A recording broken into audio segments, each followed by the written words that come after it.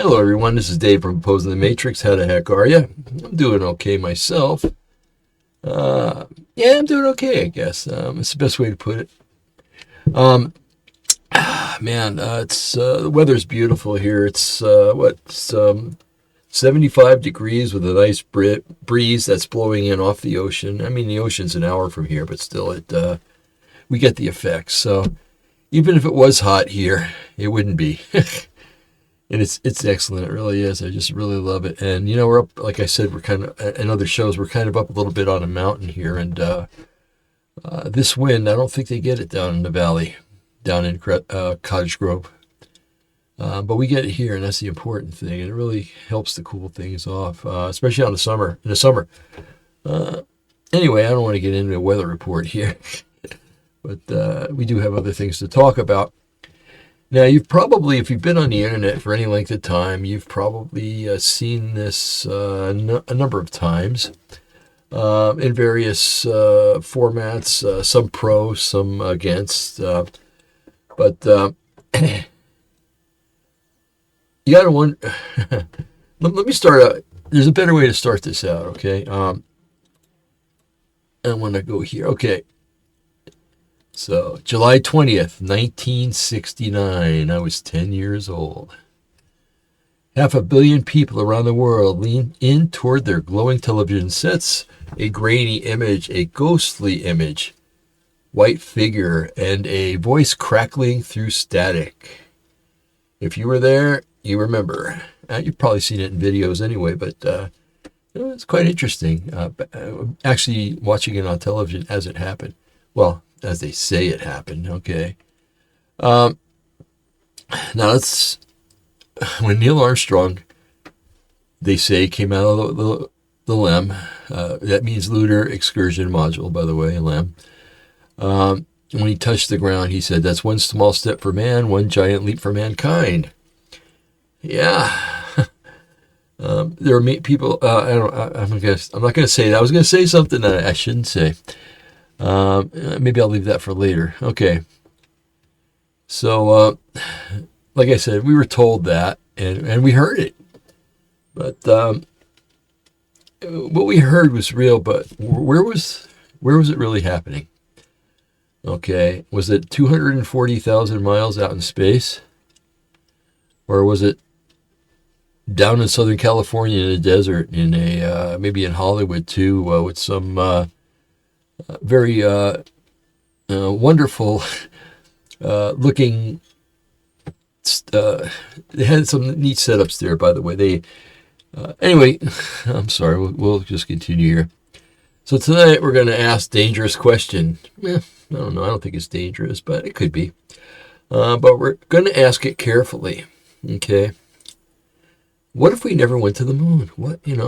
There's a lot of people that don't believe that we went to the moon. I mean, I've run into a lot of them. They seem to be attracted to me for some reason. I don't know. What if we never went to the moon? Now, before we go one step further, let me be absolutely clear. Remember when Nixon? Let me make myself perfectly clear. I don't know. I wish I had a poll up. I'd ask how many people thought that was a good representation of his voice. Anyway, the historical and scientific consensus, anyway, is that the Apollo missions really happened.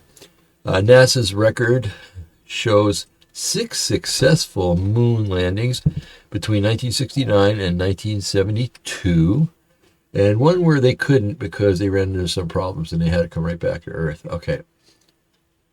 All right. And I put in there if they went. Okay. All right. There's a strong physical, historical, and international evidence.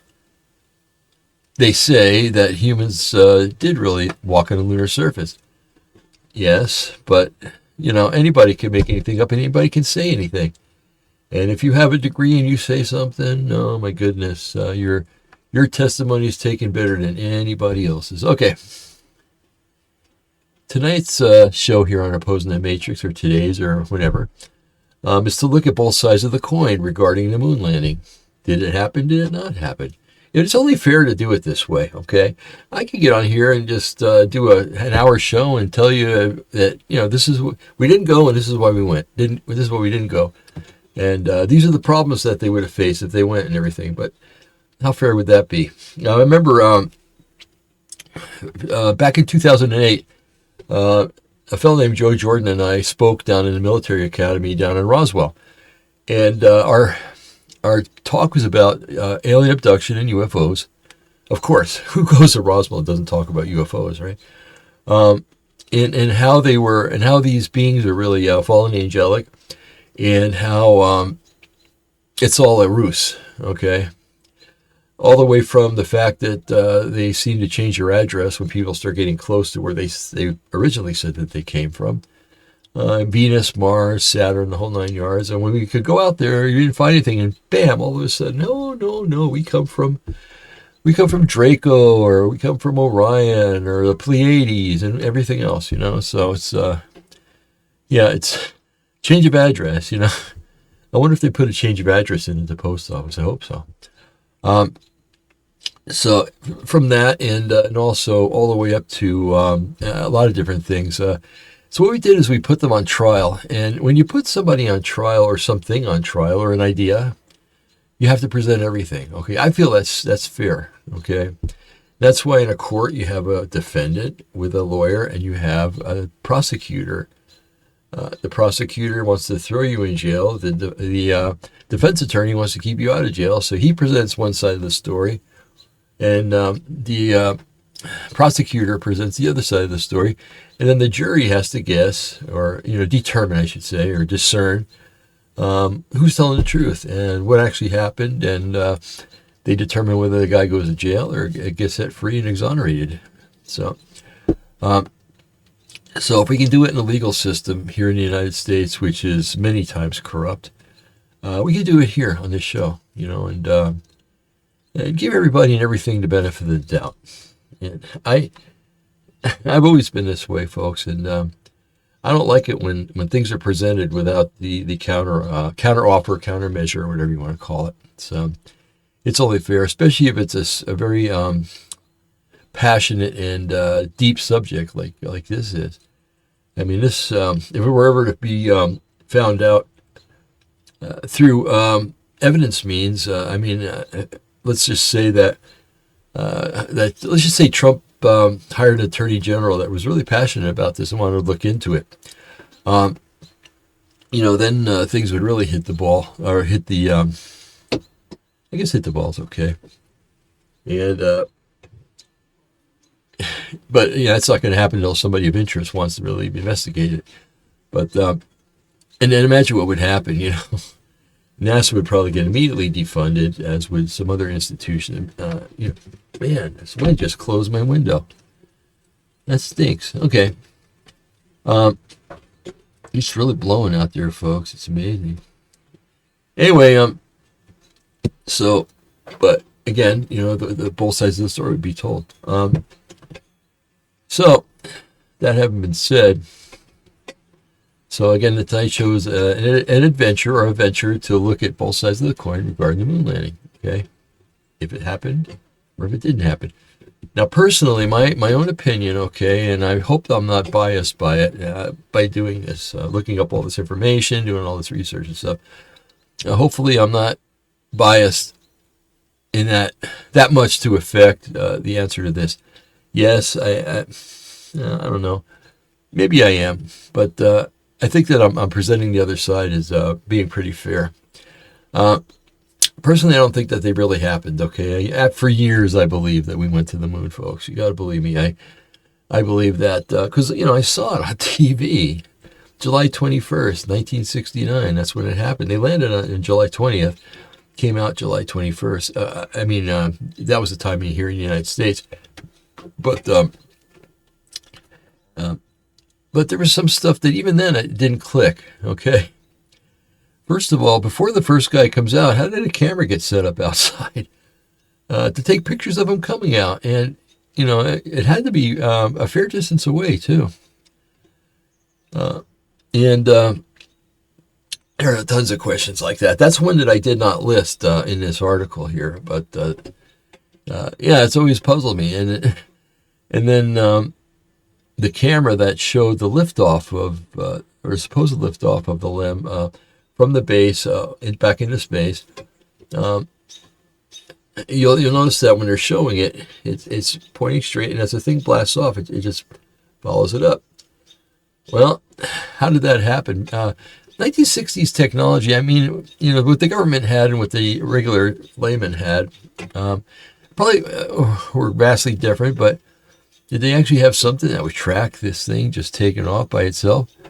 I know nowadays they do it when a rocket takes off. They have cameras that can, they're either radar guided or what, and they just follow the craft right up as it's being launched. But yeah, I don't know. I'm not so sure about the technology back in 1969. I don't know. We didn't. Nobody had computers except for the government, maybe some big companies. But yeah, another question. Okay. Let's see. So this whole thing is a thought experiment. A what if? What if the conspiracy theory were true? And what proof exists to prove that the events actually happened? Okay, so here again, both sides of the coin. If a conspiracy, then what would that tell us about government that we don't already know already? About the government, the media, yeah, there you go again, and power, and about our own hearts and how we decide what's true and what's not true. Okay. That's really complicated, and I think we go into that later. But if we don't, maybe I can touch on it if I remember. Let's see. So I'm not a NASA engineer. I'm not an engineer at all. Okay, I probably could be one if I wanted to. That's my intelligence is in science and in building and things like that. And I think that if I went to school, I'd be a pretty dang good engineer. And maybe you could work for NASA, although I never would. So I'm not an astrophysicist. Just I hate when people say that, but I'm a researcher. Whatever you do in life, folks, don't put just in front of it, okay? No. If you have a job, even if you're retired, if you're disabled, it's not a just, okay? It's something very important to you and to the people around you, and so I take that back. That I said just. So I am a researcher, however. How's that sound? A storyteller, I guess sometimes, and a follower of Mashiach or Christ, who likes to ask hard questions and ask them through and think them through, and like tonight with you to think them through. Okay. On this program, we don't worship science. No. I used to think science was end all of all things. Okay, and we don't worship skepticism. I don't know. If sarcasm has anything to do with it, I kind of dabble in that every once in a while, but I'm from New Jersey, so I'm supposed to do that, right? And we're trying to practice discernment. That is the most important thing. From the minute you get up to the minute you go to bed, and hopefully even when you're sleeping, you practice discernment. There's nothing I can see that's more important than, of course, there's love and things like that, but and that's very important to practice. But discernment, when it comes to making decisions, is tantamount. Okay. Even in our Christian walk or our Messianic walk, whatever you want to call it, discernment is very important, because especially in churches, because in some churches there's a lot of there are plants from the enemy that are in there, witches and warlocks and everything else that are trying to destroy the church little by little and to cause division and things like that. So and not just that, it's discernment about what will happen. A lot of people, I've noticed, folks, in this life, especially in this age, as we're getting closer and closer to the return of Yeshua, and also the age that's going to start the tribulation, that nobody likes to think. Nobody likes to think. Nobody wants discernment. Everybody just wants to blindly and dully just go through life until the day that you stop breathing and you go to heaven. Oh, man, what a boring life that is, isn't it? I'm sorry, but with me, Yahweh tends to lead me to places that aren't doing quite well and need prayer. That's the first thing, but also may need some guidance in a way that that I don't know when I'm going there. For instance, I was attending a church years ago, and I had just come back from North Carolina, back to California, or into California. I'm not there anymore. And this church I was going to, I noticed that the younger people had taken it over, basically. And this church was built on the old people, you know. And there was still a lot of them that attended there. Well, you know, with a young crowd, all of a sudden you have a young worship leader, and then you have your music that might not necessarily cater to or bless old people. So during worship, the old people were all going out to the foyer, or foyer, however you say that, until worship was over. Well, that's not church, folks. That's a long break, and you know, part of church is worship and praise. And if you're not doing that, matter of fact, I'd rather go to a church that was just worship and praise than one that just taught. Okay, there's nothing wrong with teaching. I like it, actually, I really do. But the worship is what brings you closer to Yahweh and stuff, and that's what that's what I crave, and that's what I enjoy. So anyway, I was going to, and so I wanted to bail. You know, it's like, why am I coming here? I hate this. I just want to go, you know. And I heard no uncertain terms a voice speak to me and said, no, you're going to stay here and pray for this church until things get straightened out. And it just bummed me out. I didn't want to, but I had to. So I did. I'd get there a half hour early, sometimes an hour, sit in the fellowship, not fellowship hall, but in the sanctuary, and I'd pray for the church. And gradually, after over a period of about 6 months, things finally started to change. They realized that they were ignoring the older people and causing them to leave, and so they started playing more music that was more appealing, not music, but worship music and praise that was more appealing to the older generations. And then one day I said, "Do I still have to come here now?" No, you can go. And so I left. Anyway, so that's, you know, we have to. Had I been talking, I would not have heard Yahweh tell me that, okay? We talk too much and listen very little, if we listen at all. So we're trying to practice discernment here in tonight doing this, and also every day in our lives. So, all right. The Bible tells us in 1 Thessalonians chapter 5, verses 21 and 22, it says, to prove all things, hold fast to that which is good, and abstain from all appearance of evil. Well, that's a tall order, isn't it? Of course, you know, you could tell that's King James. Prove all things means to test them and to examine them. Okay. So tonight we're going to prove the official story, and we're also going to prove the conspiracy story. What's going to hold them up? What's going to prove the conspiracy story? We're going to hold them up, to the light and see what stands out. Okay. You can see a lot of things when you hold stuff up to the light, can't you? It's a tool, actually, I use quite often. Anyway, another verse that matters for this show tonight is John chapter 8, verse 32, where Yeshua says, and you shall know the truth, and the truth shall make you free. Amen and hallelujah. Thank you, Yeshua, for those words, because it's so true. When we know the truth, for instance, this world is filled with sorrow, with grief, and pettiness, and everything bad you can think of, and it's constantly coming at us, right? And, you know, if we didn't have Scripture and promises in Scripture, it would probably overcome us. But Yeshua sent the Holy Spirit first, but he also gave us his word, which is Scripture. And the Holy Spirit uses that Scripture. He also uses worship and stuff. I don't know if I could be in a worse mood and go to a worship service and come out looking with a big smile on my face. Anyway, so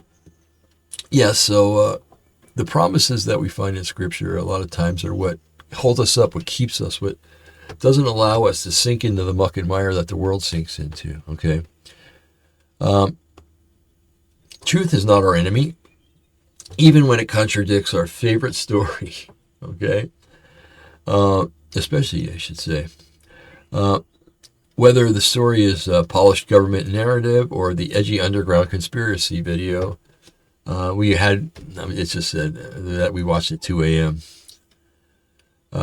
So here are the ground rules, okay, for tonight. And you're going, you're just getting to the ground rules? And you've been on for 20 minutes? Yeah, it's okay. It's okay. It'll be just fine. Okay, number one, respect, okay? When you listen to what I have to say, please respect me and don't get mad at me if you don't agree with what I'm saying, okay? And I'll do the same. I promise to do the same. I've heard just about everything that the other side has to say, and it's taught me to be more respectful, by the way.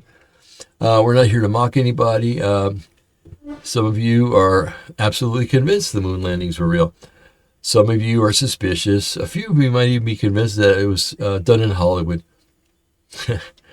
You're welcome to listen to the evidence here at Opposing the Matrix.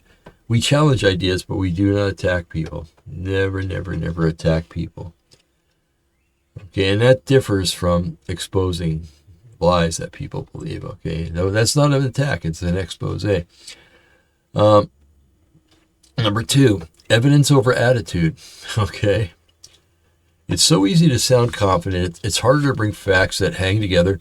So when we talk about Apollo missions or about the so-called moon hoax, we're going to ask, where's the evidence? What's the evidence? Where does it come from? Does it fit into other things that we know? As with all research, context, okay? It's got to mesh with everything else. Otherwise, it's foreign and easily get thrown out. So number three is humility. 1 Corinthians chapter 13 says, "For now we see through a glass darkly. We do not see everything perfectly." That means that we need the courage to say, if I might be wrong, and the courage to change our minds if the evidence demands it. Okay? That's hard to do, especially when you believe something for a long, long time. Okay. Here's how tonight's 2 hours, if it goes 2 hours, I don't know, are going to unfold. Firstly, we're going to set the stage. We'll talk about the Cold War. I think I hear a turkey out there. We'll talk about the Cold War, the space race, and what Apollo program actually was. Then we'll lay out conspiracy narrative in a fair, clear way, what moon landing skeptics actually claim. After that, we're going to start pulling on the thread. If it was faked, what kind of operation would that have to be? How many people would there have to be involved? Could that many people keep a lie, a big lie? Yeah, they could. It's all according to what they were threatened with, right? Okay, following that, we're going to flip the lens, or flip the coin, so to speak. We'll walk through some of the most famous moon hoax claims. The flag that seems to wave, the moving stars, the missing stars, excuse me, the weird shadows, and compare the conspiracy explanation with scientific explanation. We'll look at what could be the positive evidence that Apollo really happened. The moon rocks, the retroflectors still sitting on the lunar surface, supposedly, and the tracking drone done by other nations. And then we're going to talk about why big conspiracies are so attractive. Aren't they really, huh? Okay. We'll talk about why they're so attractive emotionally, spiritually, and psychologically.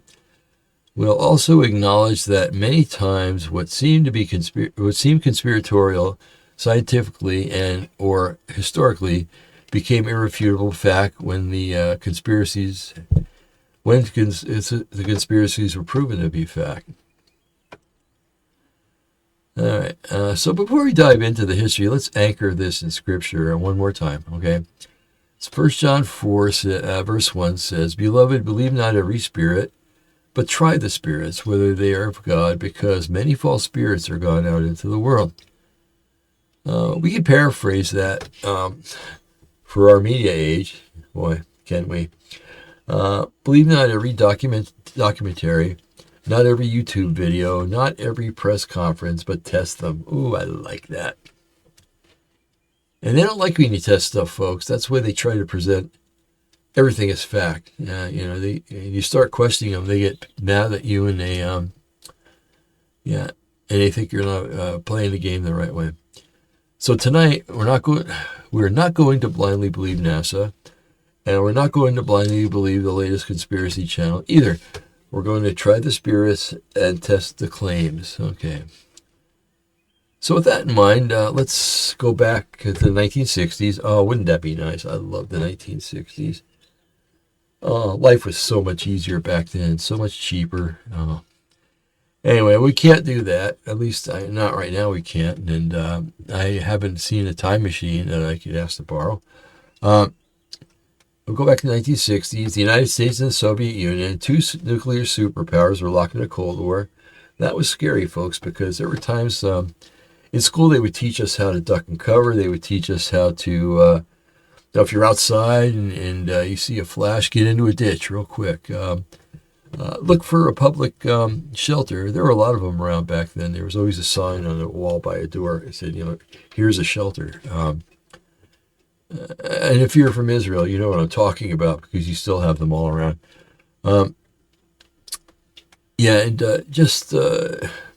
We lived always under the threat that, someday we just might be sitting here and a bright flash would just vaporize us and we would be no more. And I don't know how a person could not know Yeshua and still hear that and believe that it could happen. I don't know. It's how do you live even in our day and age without faith? I can't imagine. Okay, let's see. The Russians launched Sputnik in 1957, the first artificial satellite. They put the first man in orbit, and for a while it looked like they were winning a space race. President John Fitzgerald Kennedy, stepped up in 1961 and said, in essence, we will land a man on the moon and return him safely to the Earth before the end of this decade is up. Now, it's not just a political promise. That's a gigantic public dare. My goodness. Something that's never been done before, done with rockets that are basically in their elementary age still. I can't imagine what different people that were going to work on this started thinking. It must have been interesting.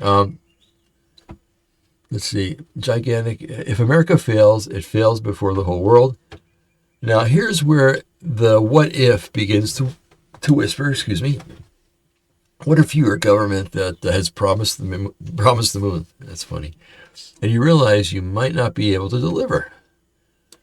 What if you were spending billions of dollars, your rockets are blowing up on the launch pad, which they did a lot back then, and you're in a propaganda war with your enemy, and your people are exhausted by Vietnam, riots, and the assassinations that were occurring, seemed like all the time. Would you be tempted to bend the truth? I don't know. That's a tough question. I don't know what I would do in that situation. Hopefully I would tell the truth. To stage something, would you try to stage something to cut a corner just this once for the greater good? Without examination, I cannot say they did. Many believe that there is evidence that the Apollo missions flew, but this is how a conspiracy story is born. In the gap between what was promised and what people fear may actually be possible. The title Conspiracy Theory tends to...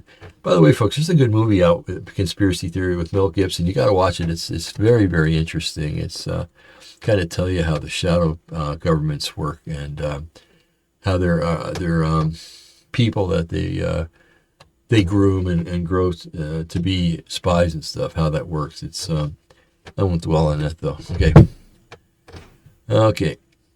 So the title Conspiracy Theory tends to denote that what is presented is not true, right? That it's a contrivance and that those who hold to such belief are delusional. Yeah, people really believe that, unfortunately. Okay. Let's see. The fact that many past conspiracy theories have turned out to be fact later on should lay that stigma to rest and should warrant research into conspiracy theories rather than displace them. Yeah, if you're gonna tell me I don't believe something, prove it. Prove it. Go out of your way and look at in every possible direction to see why I could be wrong. Okay, so let's see. In the next segment, we're going to flesh this out. We'll talk about the space race, the Apollo program, and why the moon landings mattered so much that people can imagine a massive fraud being worth the risk. So let's see. Stay with me, and we're just going to cross over into that, okay? So when we come back, we go to Houston, to Cape Canaveral, and into the heart of the 1960s. Don't tell me that. I really want the 1960s back. Where rocket fuel, politics, pride, and the human ingenuity all mixed into one explosive moment in history. Let's see. So here we go. Segment. We have 8 segments, folks, I believe. So we're going into the second one. Segment 2, historical context, the space race, and Apollo. So we're back to the show, asking a very uncomfortable question in a very careful way. What if we never went to the moon? Okay, so remember, we're not saying that the moon landings were faked. The evidence strongly supports that Apollo really happened, if you believe them, okay? If you believe the evidence. But we're using conspiracy theory as a kind of classroom to practice discernment, to think about power, propaganda, and truth. To understand why anyone would even imagine faking a moon landing, we have to go back to the 1950s and 60s, to the Cold War.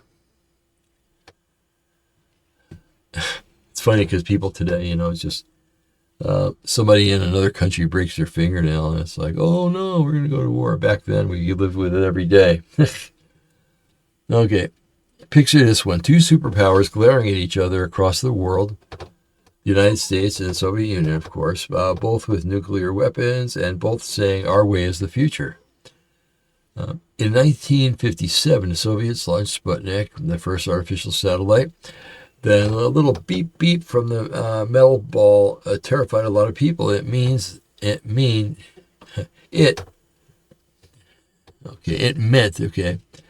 the other side could put objects over your head, maybe someday nuclear warheads. Not long after, they put the first man into orbit, Yuri Gagarin. For a while, it looked like the Soviets were winning the race to space. In American living rooms, it hurt. It was a blow to the national pride. Then comes President John F. Kennedy in 1961. He stands up and says in front of Congress and the world that the United States will land a man on the moon and return safely to Earth before the end of the decade. This is a wild promise. No human being had ever been on the moon, our neighbor. We're barely gotten into orbit, but he said it publicly, and once the leader says that, the nation is on the hook, right? Unless it's Biden saying it, and it's anyway. Excuse me, folks. I got to get a sip.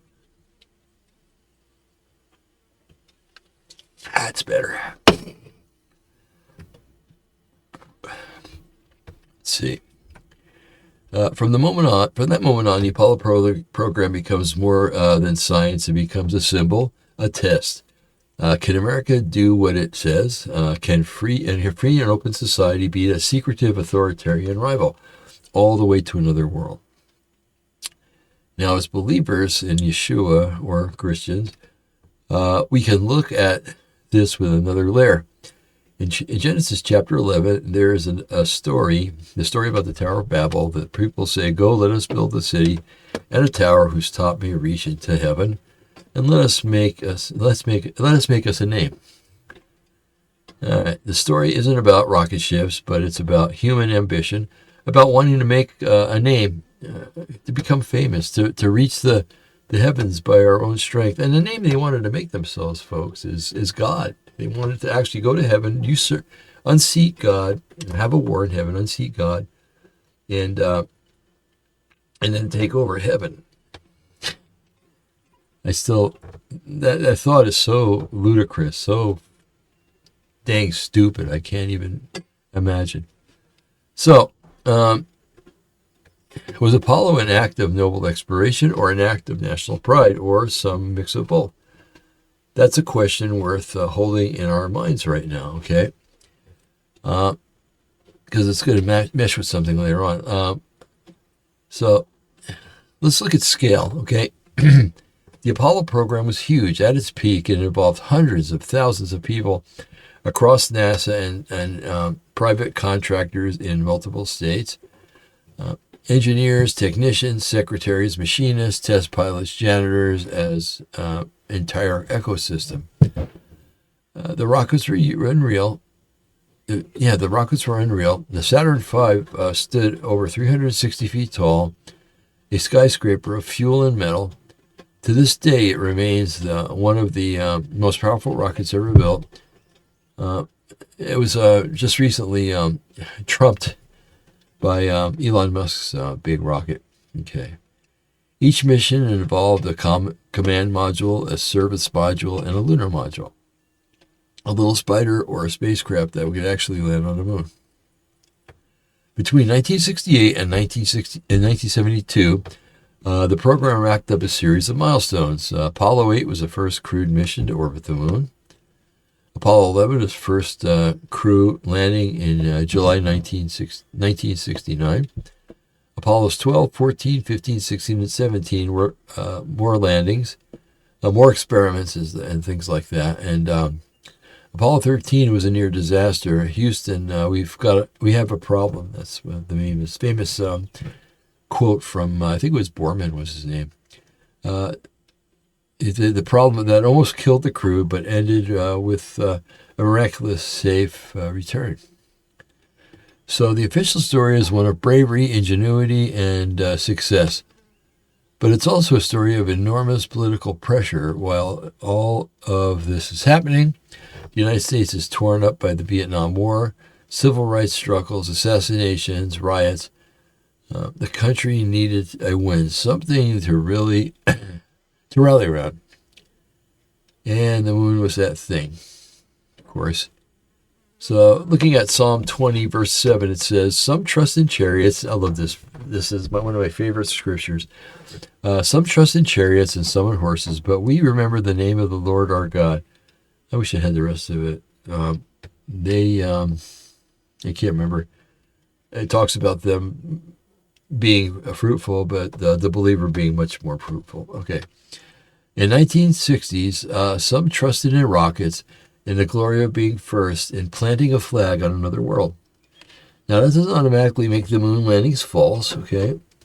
But it does remind us that human hearts, especially national hearts, are tempted to put their trust in symbols of power.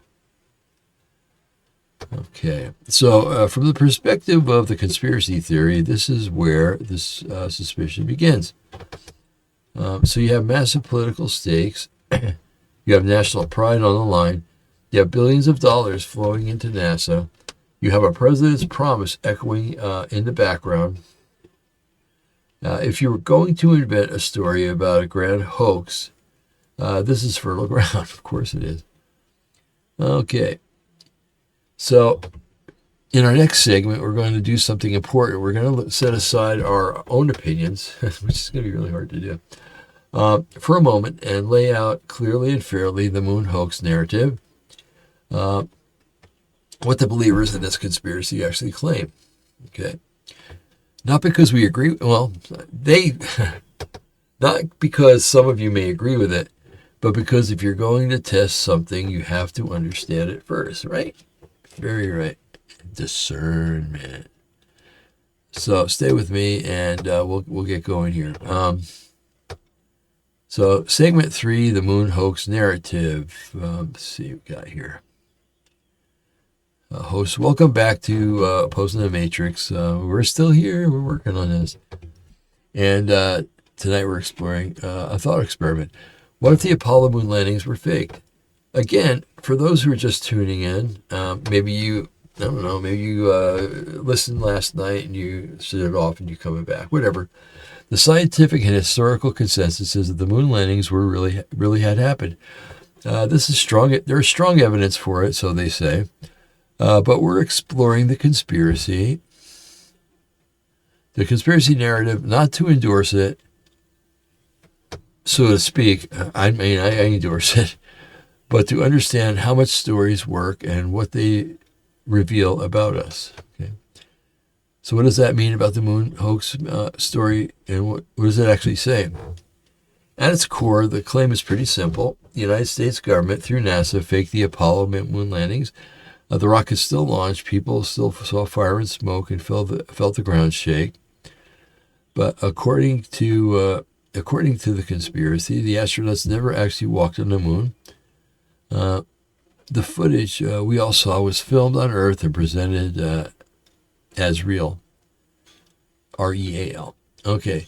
Some versions say that the astronauts went to Earth orbit, but never left it. Others say the missions were entirely unmanned, with pre-recorded or simulated communications. Okay, so why would they do this? What, according to believers in the hoax, I'll tell you. Why would they do this? According to believers in the hoax, they usually point out the three big motives. Number one, to win the space race, pride. Okay, beating the Soviets to the moon was about proving that your system, capitalism, democracy, was superior. Losing that race would have been a huge proportional loss. Okay. We're at number two, justify the money. NASA was expensive. The Apollo program cost many billions of dollars. If it failed, or if they couldn't keep up, politicians would have a hard time defending that spending. I don't know. They never have a hard time defend anything anymore. Number three, national morale. In a time of war, unrest, and division, a successful moon landing was a feel-good story. That could unite people and distract from pain and realities at home. What do they call that? We studied that a few weeks ago. I can't remember. In other words, from the conspiracy point of view, there were a lot to gain, and from a successful moon landing, even if it had to be faked. Works for me. Then comes the how. Hoax believers imagined elaborate sound stages, huge, and there was. You're going to hear from a guy that's going to talk about it pretty soon. I'll play the video. Sometimes they invoke famous directors like Stanley Kubrick, suggesting that the same people who made this epic movies could direct a fake moonwalk. Yeah, what's so hard about it? They talk about special lighting to mimic the harsh sun. Careful design props, landers, rocks, dust, wire rigs, or slow motion filming to create the illusion of low gravity and make everything look like they were out of the 1920s. Anyway, some versions say it was filmed in remote deserts like parts of Nevada and Arizona, where the landscape looks otherworldly. And then they point to what they see as clues in the footage and photos. You've probably heard some of these. If not, you're going to hear them now. The flag appears to wave, even though there is no air on the moon. I can't see a problem with that, because you could rig it up if you had to. Let's see. There are no stars visible in the black sky. Behind the astronauts. Shadows seem to go in different directions, as if there were multiple light sources, like studio lights. The photos look too good, well framed, well lit, despite the astronauts wearing bulky suits, and having limited time. On more of the technical side, moon hoaxers believe they raise questions about the Van Allen radiation belt, intense regions of charged particles around the Earth, and whether astronauts could safely pass through them. And let me add, with a ship that has a very thin aluminum covering on it. The computing power of the 1960s argue that it was too primitive to guide such complex missions. The reliability of the rockets and life support systems. They might say, well, we can barely get back to the moon now with modern technology. How did we go with slide rules and computers weaker than modern phones? Good question, isn't it? Hold on, folks. Muy bueno. Okay. Some hoax narratives also point to supposed whistleblowers or anomalies, and we're going to hear from one of those today, whistleblower. Claims that certain astronauts looked uncomfortable or evasive when asked about their missions.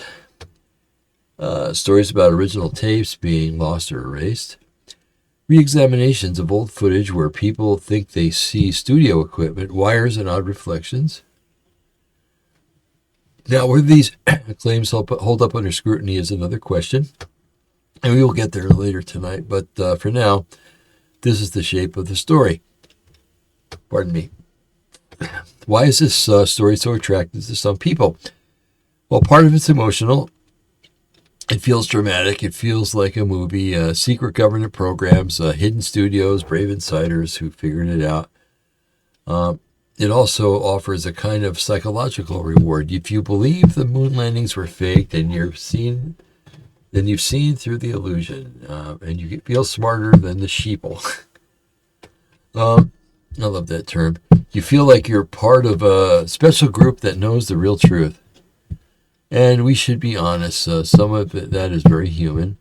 All of us are, at some point, we've liked feeling like we were on a secret mission, so to speak, or that we were in on a secret. The Bible actually talks about our appetite for stories that scratch our itching ears. 2 Timothy chapter 4, verses 3 and 4. For a time will come when they will not endure sound doctrine, but after their own lust shall they heap to themselves teachers having itching ears. And they shall turn away their ears from the truth, and shall be turned unto fables. Now, that applies to a lot of directions, all right? It can apply to people who only want comfortable sermons. It can apply to people who only want reassuring government narratives. Also, it can apply to people who only want edgy, shocking conspiracy stories. You know, folks, another thing we got to remember, too, we have a government on our hands here that has lied to us. Since I was a little boy, they've been lying, and I'm sure that there's others that are much older than I, or maybe some of the departed who lived would, if they were alive, would say that, you know, when they were young, this government was evil and always pulling garbage on their constituents. But yeah, so another reason why you find it attractive is because we find it attractive is because knowing the government's method of or modus operandi, a method of operation, they love to lie in order to get their way, in order to not have to answer for taking money. Man, my goodness, they love to do stuff like that. So, yeah. So anyway, I wanted to add that in. Our ears itch for stories that make us feel good or special or safe. Sometimes the fable is the official story. Sometimes the fable is an underground story. That's why we're doing this slowly, carefully, and with Scripture in mind.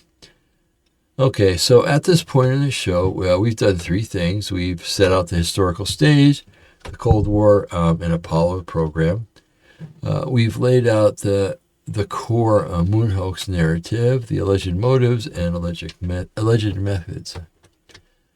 So, and we've begun to see why such a story might appeal to people emotionally and spiritually. In our next segment, we're going to ask the very practical what if question.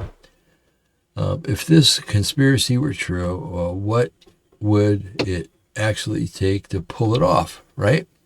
How many people would have to be involved? How complex would the fake data and fake footage be? The fake signals that might have to be, okay? You know, that comes up a lot, folks. They talk about how can so many people keep a secret? Well, This isn't the only time people have kept a secret, okay? There's been a lot of times when people have kept secrets. There's some people that have worked, not necessarily, well, they've been in the military, and then after they get out, they work for different organizations that work with the military. I know such a man. And he's not allowed to talk about anything that he saw until a certain date. And he doesn't talk. He keeps quiet and wonderful guy. And he there's no way he's going to jeopardize his family or his financial situation or whatever to tell why this lie happened. And I don't know. I think he could shut up a lot of people by threatening them with their health, their family's health. And then all you got to do is make one or two people disappear, and then everybody starts believing it. Okay. I don't know this from personal experience. I'm just saying that it makes sense. Okay. Let's see. So we're still in the middle of a what-if thought experiment. What if the moon landings were fake? We talked about historical context. We laid out the hoax narrative, the way believers described it, and how we're going to ask various practical and special questions. If this were true, what would it actually take? Okay, let's start with scale. The Apollo program was not a tiny secret project in the basement. It was, at its peak, a gigantic national effort. Estimates put the number of people who worked on Apollo or NASA, plus contractors, into the hundreds of thousands across the multiple states. Engineers designed everything from rockets to spacesuits, technicians, buildings, and testing hardware. Mission control staff managed launches and landings. Support personnel handled logistics, documentation, and communication. Outside tracking stations, some operated by other countries. So if the moon landings were a pure hoax, how many of those people would have to be in on it? Everybody. Let's see. Some people, conspiracy theories, try to shrink that number. They say most people thought it was real. Only a small core knew the truth. And maybe that's how the hoax would have to work. All right, we got here. Okay.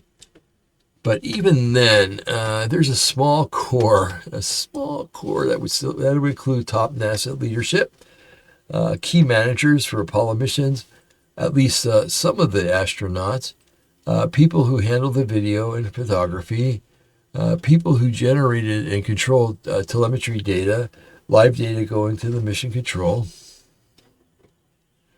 selective individuals at tracking stations who could detect inconsistencies. That's a lot of people with access to a lie. And then there's time. To maintain this hoax, everyone involved would have to keep quiet, not just for a year, not just for the 1960s, but for the 50 plus years and counting. Yeah. Okay. Let's see. All right.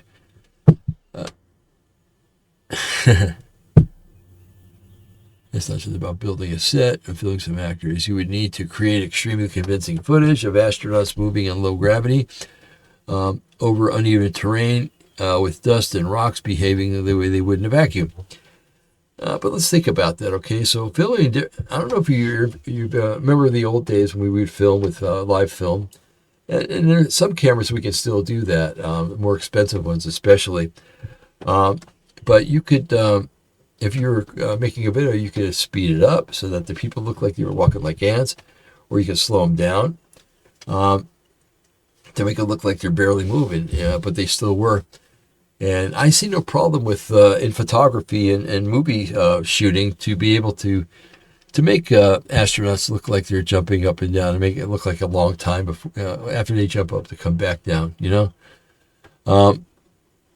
I see no problem with that. It could be very easily done. Like I said, I'm not a photographer. I just have dabbled in this thing for years, and I've come to the conclusion that that could be fake, but at the same time, if you did if you watch somebody try to experiment on this, you could tell really quick that that they're really reaching for straws to try to disprove it. Let me start again. Simulate live voice communications with appropriate delays in signal quality. Well, that's not hard to do because you're going over radio. Nobody's seeing anything. It's very possible. Just ask anyone with the communications expertise. Those who are in ham radio, those who are into CB, those who broadcast over the internet, like here. Okay, so you got to generate telemetry, which are a stream of technical data for every mission, consistent with the spacecraft's supposed position, speed, and fuel usage, and system status. But you can do that with something called mathematics, okay? This perplexes me why people would even bring this up. But so when it comes to mileage, you just do the math. You take the speed of the craft and multiply it by the hour of flight, and it'll tell you smack dab where the craft is, okay? If it's for 2 or 3 days, you know they're halfway there. So when the craft is up to speed, it doesn't use fuel until it reaches the lunar orbit, and that can be figured out with mathematics too, okay? And system status isn't concerned because the craft is on the ground in a studio, not whizzing along in space, slicing through the universe. Coordinates that fake data with multiple tracking stations around the world include some operated by other nations. Telemetry is easily faked if you bounce all data off of satellites in space. Let's say that. Because by 1969, there was a fair amount of satellites in space by then, mostly for communications and such, but which are excellent for bouncing information off. So let's say you're at Houston, pardon me, and you're going to pretend like you're talking to the spacecraft. Well, you find a satellite that's kind of in between you and where where Apollo is supposed to be. Now you just send a signal up, bounce it off the satellite, and it comes back down, and it appears to come from the ship, right? I don't know. Maybe my brain is wired for deception or something like that. But these are so easy to figure out. Let's see. I want to make sure I got okay. When the craft is up to speed, okay, I got that already. Okay.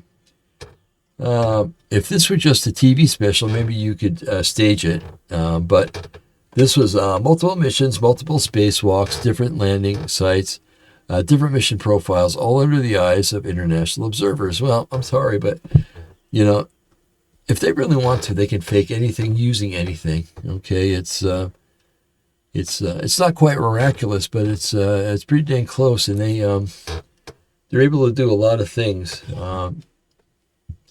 That you and I would never be able to do because they're the government and they have the resources, the money, and everything else to be able to do things like that. And then there's the risk, okay? If you're planning a hoax of this size, you have to ask, what if the studio worker snaps the photo or of the set or leaks it? Okay, yeah, there's always that chance. But you know what? Back in that time, people really didn't do that. People feared the military or NASA if you were working for them.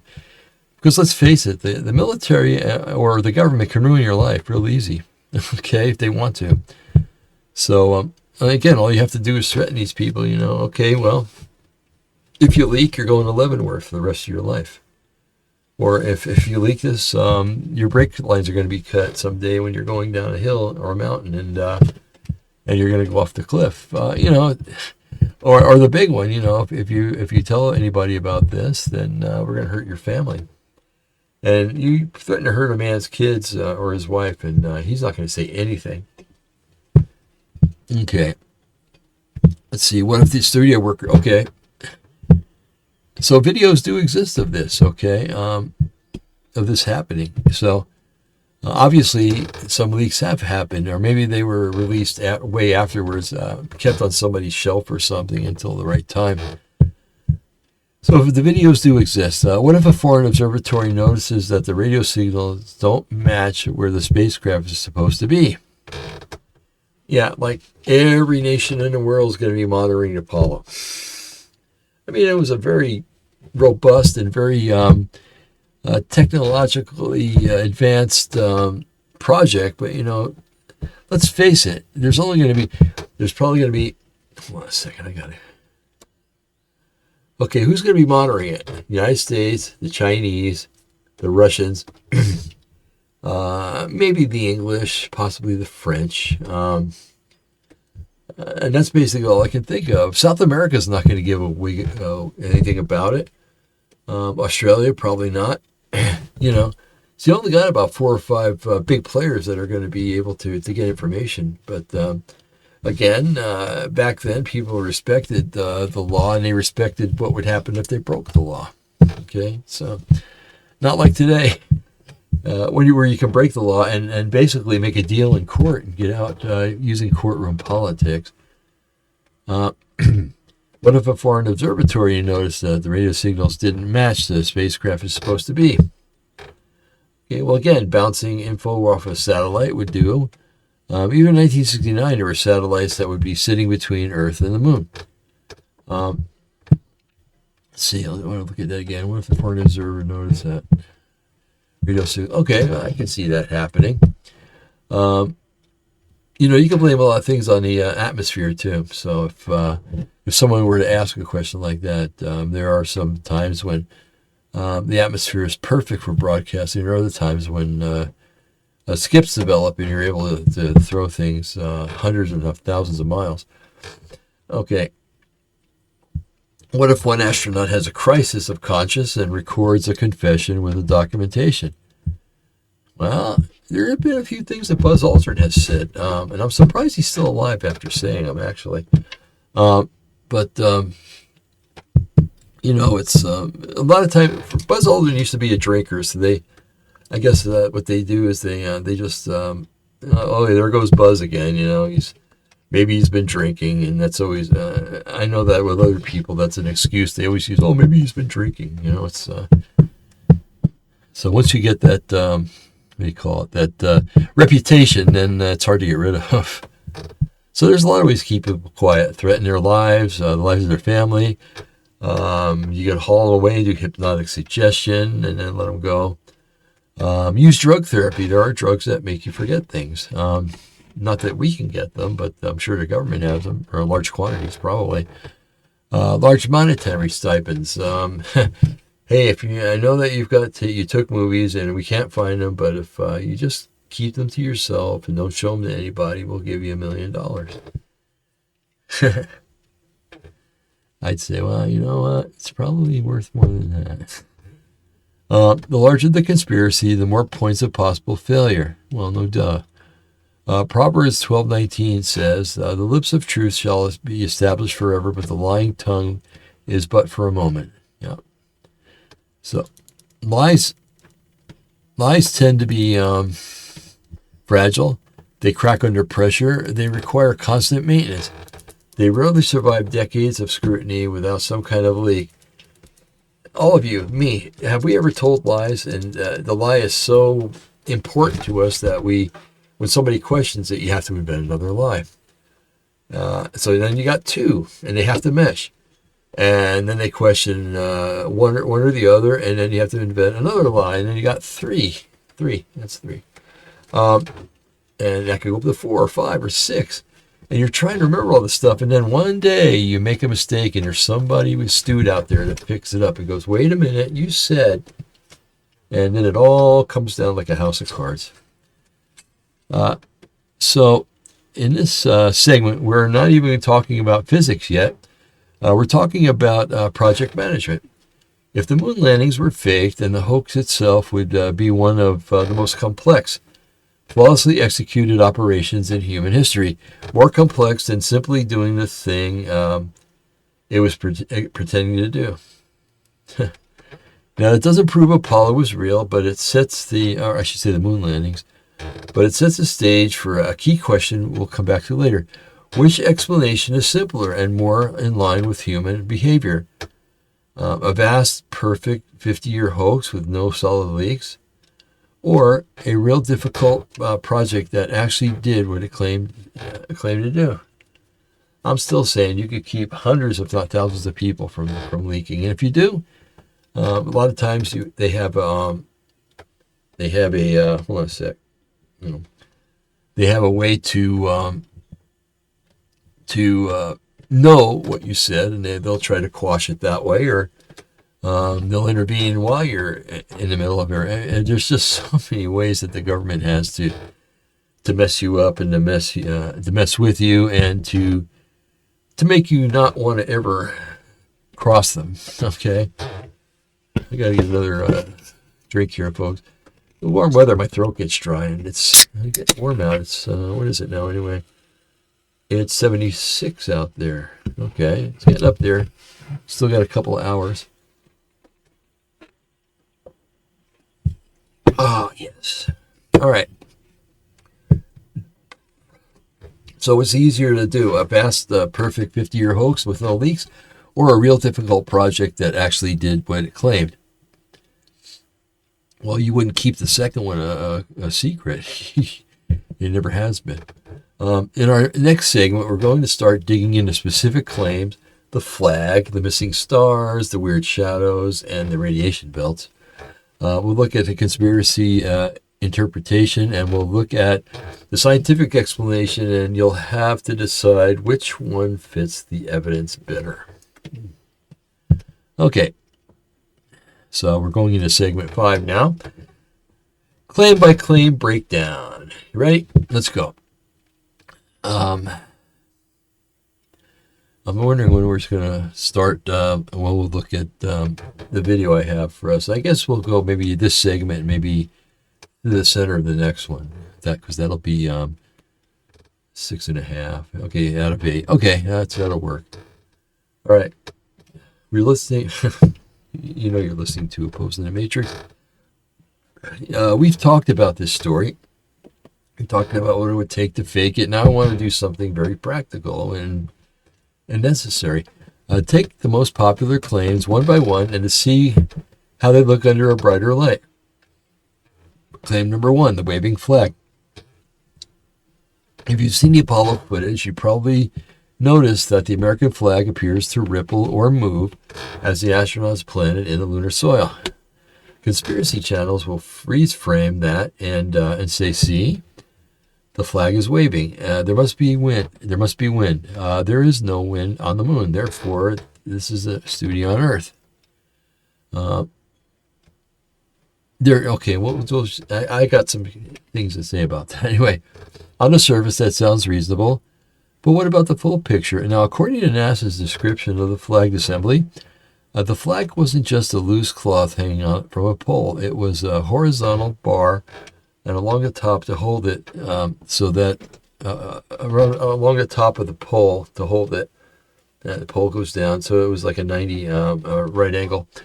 It had a horizontal bar along the top to hold it out, so it wouldn't hang limp in low gravity. When the astronauts twisted the pole into the ground, they shook the whole assembly.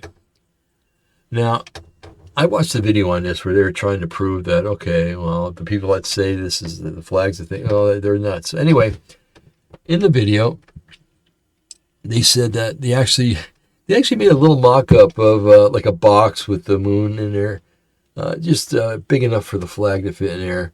Flag made of foil and stuff like that. And what they did is that when they shook it like this, see, the flag moves. And I'm like, well, I don't recall ever hearing about there being a moonquake that shook that much, you know? So just to say that's proof, that's bupkis, that's ludicrous, it's ridiculous. Yeah,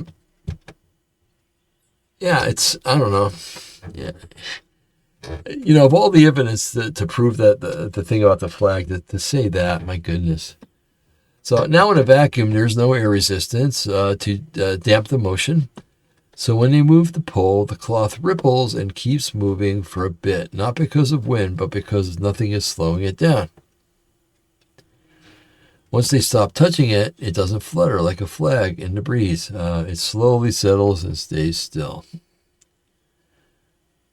Okay, I think there's still problems with the whole flag thing. This might answer a little bit of it, but I don't think it answers everything. So Jesus said, or Yeshua said in John 7:24, judge not according to the appearance, but judge righteous judgment. Okay? There are 5 or 6 Greek words for judge that are used in Scripture. One of them is the person of a judge. Another one is judging fruit, like Yeshua says that you know them by their fruits. So another one is, well, anyway, the one that Yeshua is talking about here, and also in that narrative where he says, judge not lest they be judged, actually is the word condemn. It's the English version would say condemn. Do not condemn lest you will be condemned. And that's what it's saying here. Condemn not according to the appearance, but condemn with righteous judgment. Okay, and we know that it has to be condemned because it's righteous judgment. It's judgment. So that being the case, how can you judge a flag? If we only judge by quick appearance, it looks like it's waving, so it must be wind. We can be misled, yeah, maybe, but you can also, it's also a valid thought, okay? So don't throw the baby out with the bathwater. Righteous judgment in this context means looking deeper, asking, what else could cause what I'm seeing, okay? Or discernment would be another way to put it. All right, and remember, there was no moonquake at that time. I'm sure that would have been brought up and cataloged as history. So what about the second claim? No stars in the sky. I don't know about you, but if I look up at night, there's stars in the sky, and they should be the same on the moon. As a matter of fact, it should be even better because it's dark. There's no ambient light around except for the light coming off the moon, of course, and the sun. And so everywhere you look, it should be more beautiful than anything you've ever seen in your entire life. Different color stars, the Milky Way, the whole sky should be filled up with stars, but it's not. Okay, and so anyway, hoax believers will show a photo of an astronaut on the moon with a black sky behind him, and all those pictures are like that, folks. There's no star shots. Okay, where are the stars? They forgot to add them to the backdrop in space. You should see stars everywhere. Amen. Again, sounds intuitive, but think about how cameras work. Let's see. The moon's surface in sunlight is extremely bright. The astronauts wore white suits. They're bright. The camera exposure for setting the controls, how much light is captured, was tuned for those bright objects. Stars are much dimmer. When you expose a bright foreground, a faint background, and stars simply don't show up. You can test this yourself. Go outside at night and take a photo of your phone where a street light or a bright person is on the frame. Often stars disappear. Yeah, of course, but you're talking about light coming down. Okay, not light bouncing off the surface of the moon. Okay, this one of them is diffused light. That's not diffused, but it's light coming from the sun. Direct beams hitting and then reflecting off of the moon's surface. Two different kinds of light. So in this case, the absence of stars in those specific is exactly what you'd expect from a correctly exposed daylight image, even on the moon. No, it's not true. I've been taking pictures all my life, and what they're trying to say is that there's a term called backlighting. In other words, let's take this as an example. See how bright it is behind you? And see how dark my face is? Because the camera is seeing the light back there, and it's adjusting for that light instead of my face, okay? So I got to go into the camera settings and I have to fix things, which is what I did before we started. Now you can see my face. It's not like a black shell or a cameo in front of the very bright background back there. So I see what they're trying to say, but it doesn't make sense. It doesn't. Even if even if shooting this way, a picture this way, were to be that way, what about when they took a picture of the Earth? There's several pictures. One of them's got the Earth rising above the horizon of the moon. Another one's got just the Earth sitting out there in space. Where are the stars? There's no stars around. If you're going to use an example like they're giving here, it better be good for everything that you're talking about, not just one thing. Okay. Claim 3, weird shadows in multiple light sources. Yeah, real weird, because they'll show like a picture of the astronaut taking a video, and they'll show his shadow on the ground. So it means the sun's back there, but then there's a rock over here, and the shadow's going that way. Are there two suns? No, there aren't two suns. And there's nothing else. There's nothing else there that would reflect as. I'm trying to say that would make a shadow go the other way. You could argue that maybe there was a light shining off a hill back there, but again, the light coming straight down or closer to like back here above you, it's much stronger than light bouncing off of something. Okay, and so technically there should not be a shadow going a different way than the regular shadows. Okay. So let's see what they say here. Some images from Apollo show shadows that look like they're going in different directions. Conspiracy videos will say, see, that's multiple studio lights. The sun alone wouldn't do that. But the shadows are shaped not just by light, but by the terrain and the camera's perspective. Okay. The moon's surface where they were landing was uneven. Uneven slopes, small hills, craters. If one astronaut stands on slightly higher ground and another one on lower ground, their shadows can appear to diverge, even when lit by the same sun. Yeah, in your dreams. Wide-angle lenses also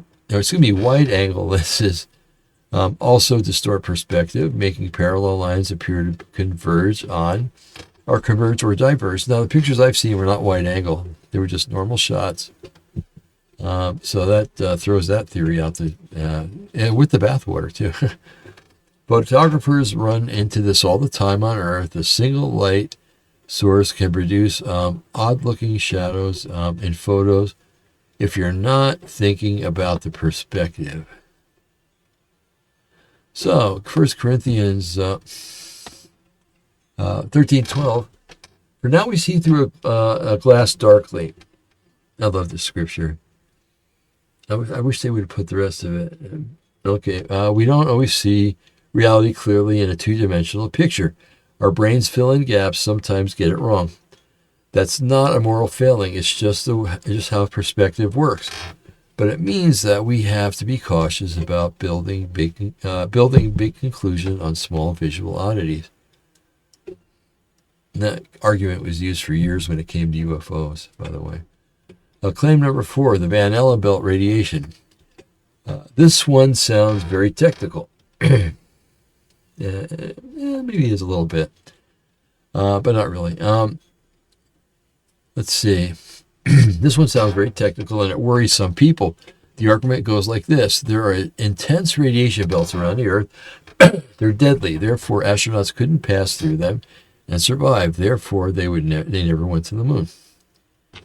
So there are radiation belts, regions of trapped charged particles called the Van Allen belts. They are hazardous, but hazardous does not automatically mean impenetrable death wall. The mission planners chose trajectories that pass quickly through the thinnest part of the belts. How would that doesn't make any sense. The spacecraft provided some shielding. The time spent in most intense radiation was short.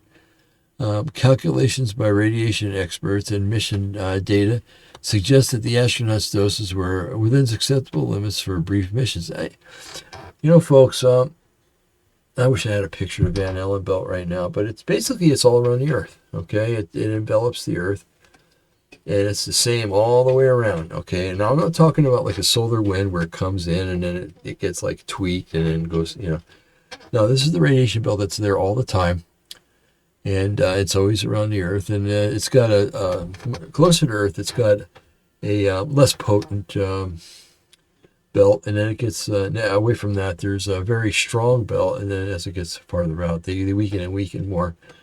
But now we're not talking about microwave, standing in front of the microwave or something like that. We're talking about very, very strong radiation that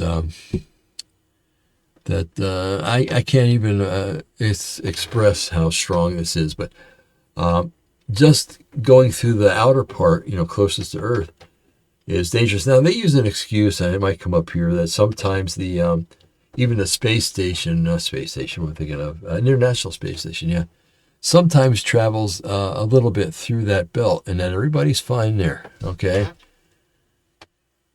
I don't know. I can't answer that. I don't know the trajectory of the space station, the International Space Station, so I can't answer that. But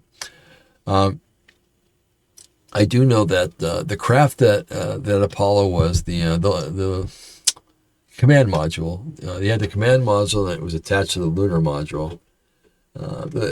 When the rocket went up, they got into a certain orbit, and then so the command module, along with it had like a booster on a rocket booster with one engine on the end of it, but it's separated from the launch, one of the launch boosters, and that fell back to Earth. But anyway, they were able to maneuver around and actually get the LEM out of part of the booster that was still there, where it was setting all the time since liftoff. They were able to get it out. They attached to it, hooked to it, and then were able to back it out. And so it was attached to the command module the whole time. Okay. Now, in order to get that thing up into space, the command module can't be that heavy. Okay. If it's too heavy, then it's going to require too much fuel, and they're not going to have it. They're not going to get into space. So what they did is they made this thing out of aluminum, very thin aluminum, that is, and wrapped it around the command module, and basically that was a covering for it. Yeah, they painted it white, big deal. So there wasn't much protecting the astronauts. That's what I'm trying to say, because if the belt is that bad, which I assume it is, and I believe it is, it would have enveloped it and got in there and just screwed them all up. They would have come back with sores, if they came back at all. They would have come back with sores, and they would probably have blood cancers and the whole 9 yards, which you get from bad radiation. Okay. Okay, let's see. So claim number 5, and no blast. This is the next one I thought of. Actually, I didn't think of it by myself. I think that my friend Ralph down in Arizona, Ralph Epperson, came up with these two, and I kind of wondered about it anyway. And the second one I'd read about a long time ago. But anyway, let's go here. Claim number 5: no blast crater under the LEM. Now, I've heard the recordings many times, many times, of them coming down to the moon, and you hear them talking, and then so either Aldrin or I think it was Aldrin, because he was the pilot, and I hear him say, "We're getting close, picking up a little dust," okay, which means that they were that close to the moon or the surface that the engine, the thrust that was coming out of the engine, was actually kicking up moon dust. Okay, now if it's just because it's a vacuum doesn't mean that dust is not going to go anywhere. Okay, it is going to come up and it's going to settle. Okay, because of gravity, it's going to settle, but it's going to take longer to settle because the gravity of the moon is only 1/6 of what the gravity of Earth is. So as it settles, now you got to imagine it or think that the LEM is on the ground. Okay, now the reason that they had those pads on the 4 feet, I think it was 4, was because underneath those pads were long rods. Okay. They had surmised that if the Earth was billions of years old, therefore the moon must be billions of years old. And over 1 billion years, a lot of dust would have accumulated on the moon. And it was possible that if it didn't have those feet on it to kind of cushion it, and kind of like wearing snowshoes do on the snow, they kind of keep you up there because you're distributing your weight differently. But so the whole thing was that this thing if the moon was as old as they said, and the dust was as deep as they thought it was going to be, it could bury the at least the limb at least part away into the dust of the moon. Well, what they found out that there was only about that much dust on the moon, just enough for about 6,000 years. Isn't that wonderful? Anyway, let's get back on the subject. So anyway, this thing is kicking up all this dust, right? This dust is going to come down. And another thing that's going to happen is directly under that engine, because it blew all that dust out, there's going to be an indentation, a crater from the exhaust. Look at the pictures, folks. There's no crater underneath the limb. And then look at the pads. The pads were like wrapped in a gold foil. Okay, it's actually a very nice looking machine, considering all the gold and stuff they put on it. But those pads, if there was all that dust out there, first of all, the limb would be covered with dust because it's going to come back and it's going to want to settle, right? And those pads, because they focus on them a lot, would have a lot of dust in them, and they have nothing. They're clean, like they were just washed. Okay, so there's another indication that that thing didn't use an engine to land, that it was there the whole time. And anyway, we'll just... Okay, so that takes care of those two. Again, let's see. Again, this doesn't mean that there was no risk. It means the risk was managed the way that we manage many dangerous environments, by limiting the exposure and using protection. I guess I was talking about the Van Allen belt. Sorry. Notice the pattern here. In each of these claims, a partial truth or a strange-looking detail is being used to build a bigger story. Yeah. Okay, here we go. The flag moves. The stars don't show. Shadows look odd. The radiation belt exists, and they got through it. No crater under the limb, and no dust on the limb landing pads. But when you add the rest of the context, the physics, the photography, the trajectories, the smoking gun starts to look more like, that's really interesting, but it has a straightforward explanation. Psalm 119, 160 says, thy word is true from the beginning, and every one of thy righteous judgments endureth forever. I love it. Just like we will endure forever with Yeshua when we know him. Okay.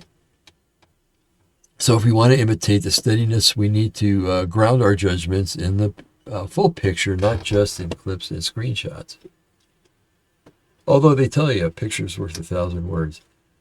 And you know, if you go to court these days, it means nothing. If you can have 15 people there saying they saw the same thing, it really means nothing. You have to have a video to show the judge and the jury, if you have a jury trial, that thing, that infraction that they're talking about and you're talking about, because they're going to explain it one way, but when they see it, it'll be explained the proper way. But there used to be a time when a man's word was his bond, and when he would go to court, he had 5 or 6 people that saw the same thing, said exactly the same thing that they saw. But nowadays it's bupkis. You have to have a video or some other kind of proof.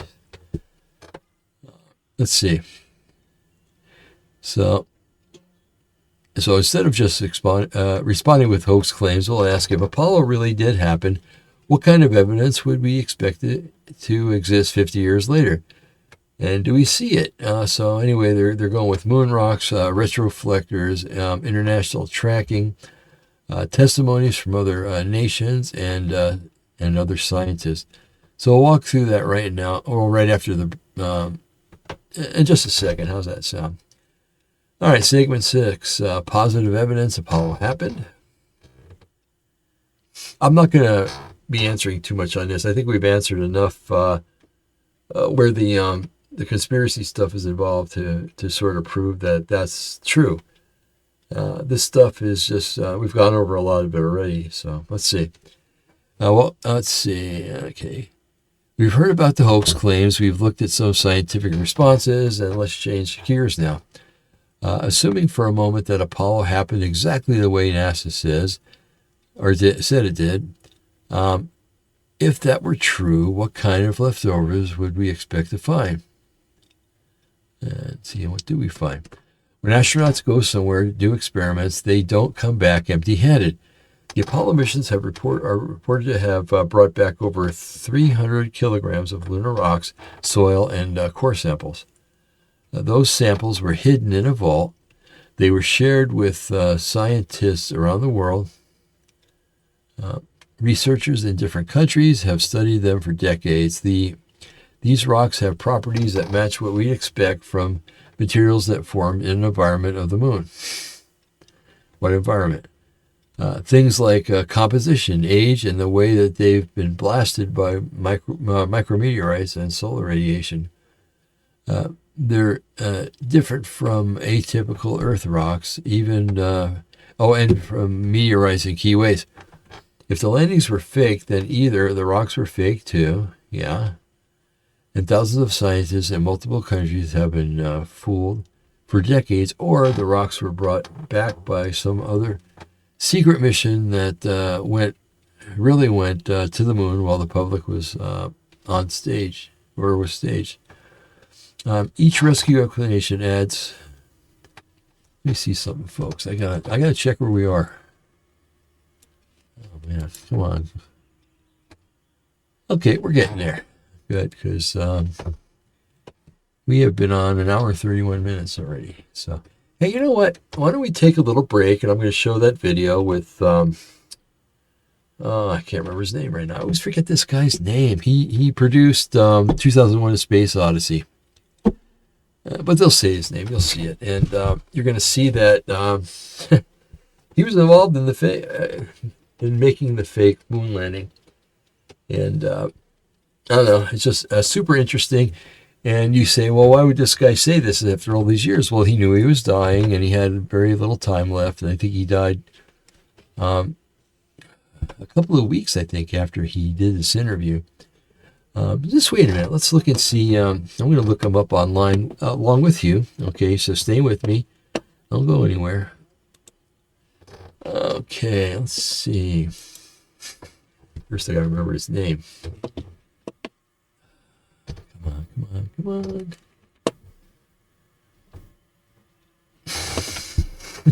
Hold on, folks. I can figure this out, and I will. Let's see.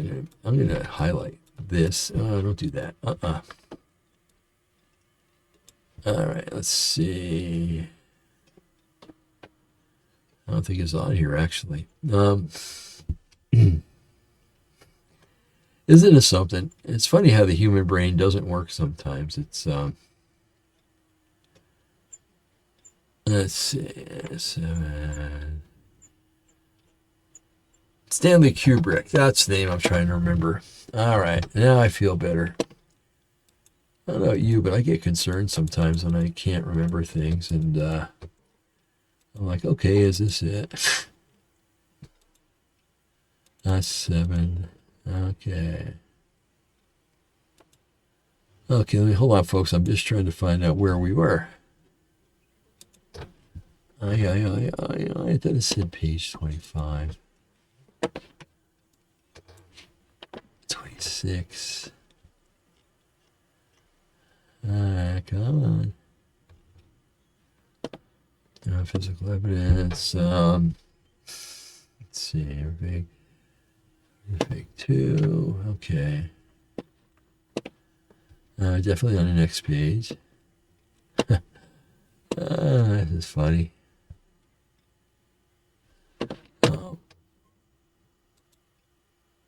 Okay. All right. Let's see. So I didn't get to that yet. So. All right. So we're right about here. Oh, there. Okay. All right, so Stanley Kubrick, he produced 2001: A Space Odyssey, a very excellent movie that was very new age for its time. It came out, I think, in 67 or 68. My dad took me to see it in the theater. And being a 10 or 11-year-old kid, I was totally confused. But later on, when I see it several times before that, between being 10 and and 30. Maybe I'd see it 4 or 5 more times, then I could kind of figure out where they were getting at. But it was steeped in evolution. It was, but they showed a lot of what would be advances and some of the stuff we have today. But okay, so let me. Are you ready? Here we go. And it's there's he speaks in English. There's Russian subtitles. Whoa.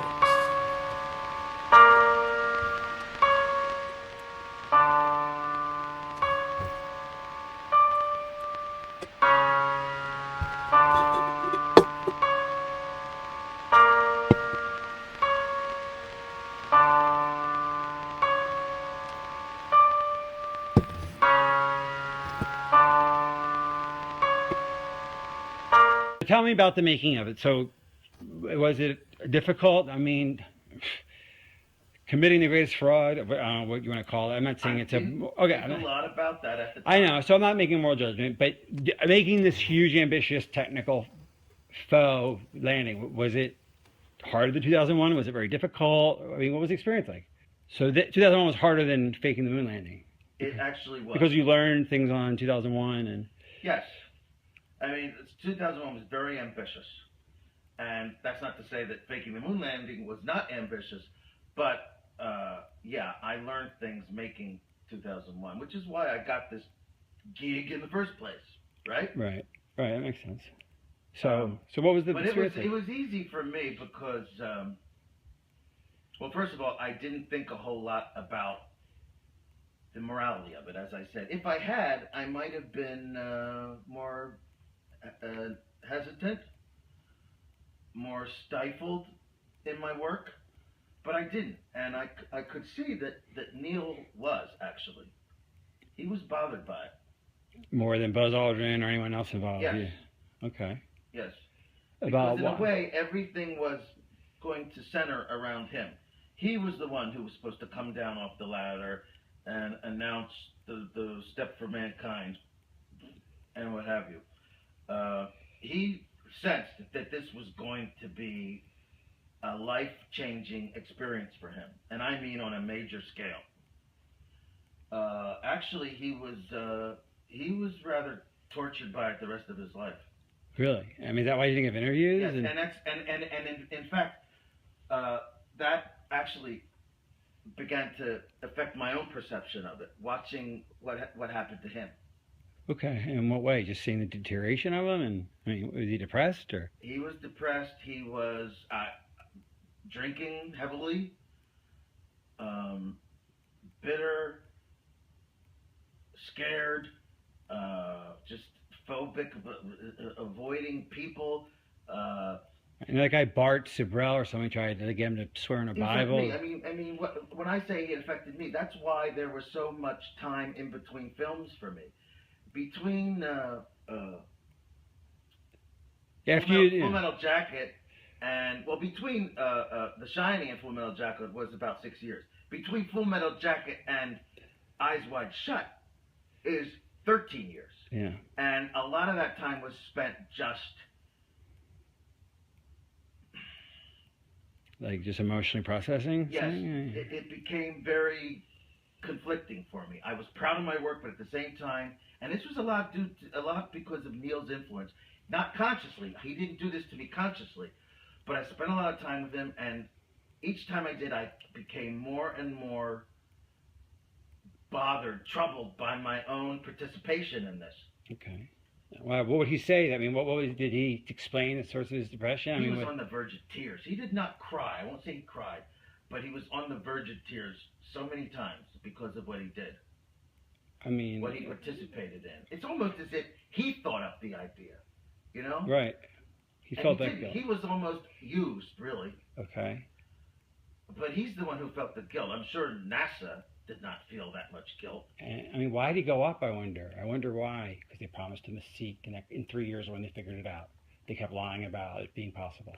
So why do you think he did it? Why did Armstrong do it in the first place? Sorry, Tim, I'm He sorry. he thought they kept saying we'll be ready in 3 years and you'll go then. Just lie now and we'll go in 3 years. The funding will keep going and we'll figure this out and you'll go. Oh, actually, go. Right, Okay, yeah, and okay. they were lying, Yeah. and they figured it out, and he got really, so cynical. Got it? Okay. So why did Armstrong go? I mean, he was such a moral, principled man. Why would he go on a fake moon mission? I don't believe that. Well, they strung him along because they led him to believe, oh, don't worry, we're going to have the money in a few years, and we'll actually go, and then you will go. They'll have. Of course, You mean they'll have the happen. technology in a few years? Yes, Okay. they will have enough. They will. Yes, they will be able to actually perform the miracle of going to the moon. And yes, he would be in the saddle. So in other words, okay, let's make this clear. Kennedy set a deadline, psychological deadline of the 60s. They knew they couldn't beat it. Right. But they would be they great could PR if they did. Right, and if they did, you're saying they sincerely thought that they would really get there within a few years. I believe, yes, they did think so. Because that's what that's... Although some didn't. There was a difference of opinion. There were some that just believed honestly that we will never be able to get there. There's just no chance. That Werner and I used to have coffee in the mornings, and he was like, there's no fucking way. Even Werner von All right. Braun. So go with that. Some people didn't believe that you could go even. Well, Werner von Braun, of course, didn't. The director didn't think so. The man was just too brilliant. He knew that we couldn't do it. Yeah. So, okay, I'm talking about a guy working on two lost causes, the Nazism and the quest for the moon. I mean, he really did, and he didn't tell them. I mean, did he ever tell them? Did he tell the did he tell the president we can't go? I mean, he must have been broke the news. He was very old, of course, at the time, and a lot of people just dismissed him. Younger, more ambitious people, some of them really thought we could get there. Right. Or wanted to believe it. Maybe on a conscious level they knew we couldn't, but they just wanted to believe the impossible because they were so full of themselves. And so full of the dream. Yes. The dream was very powerful. And that's what beguiled Armstrong. Here, the noble stand-up guy, and he didn't want to be part of the lie, but he knew he'd get a seat if he played ball on when they actually did go up. He was too good for this. But that day never came, obviously. That day never came. And what did that do to him? I mean... It gradually destroyed him, I think. Okay. He deteriorated. Like I said, he drank a lot. He was full of self-recrimination, and so was I. Well, mainly from his influence. It's like I caught it from him. And now tell the story about, I talked to him one last time before his death, and he made me promise to get this news out. It was too great. It was, one last story. I died before him. Okay, one last conversation right? The last conversation you had was about 3 months ago, Right. And he said that, that he record, he's going to write a letter and put it in a drawer, and maybe his wife someday will give it out. But he's like, Eric, you're a media guy. You got to tell the truth one day. Right before, but he urged me to tell the truth. He couldn't because of reasons that because he was a government employee his whole life and he had a government pension, and here I am a millionaire. You can afford to, Stanley. Tell the truth. I still get a government pension. You know what I'm saying? And that's been eating on you to do this, and that's why you're not doing it now. You're doing it 15 years from now, or whenever. In other words, you're telling this. That's why you're not announcing on CNN. It's because you're going to honor his wish, but you're not ready for it now to come out. But you're doing this for Why the am end. I putting it off? Because I think I'll be Because dead. you don't want your family. You want to be dead, Right. and you don't want your family to have 15 years on it. Your wife will probably be dead, and your kid will be grown. Right. You want distance from your legacy, from this truth. That's it. Okay. Right. So, what happened? So what really motivated contacting me as a filmmaker was I talked to Neil, okay, and I really felt guilty, and that's why I arranged for you to interview me, because I wanted to blah blah blah blah. Let's talk about the motive. So Neil really got to you. I mean, it sounds like he's the impetus of this entire confession in a way. I mean, it's like a theme. So he really made you influenced become me. circumspect about this. He even virtually begged me to reveal all this. He couldn't do it himself. He has a pension to worry about.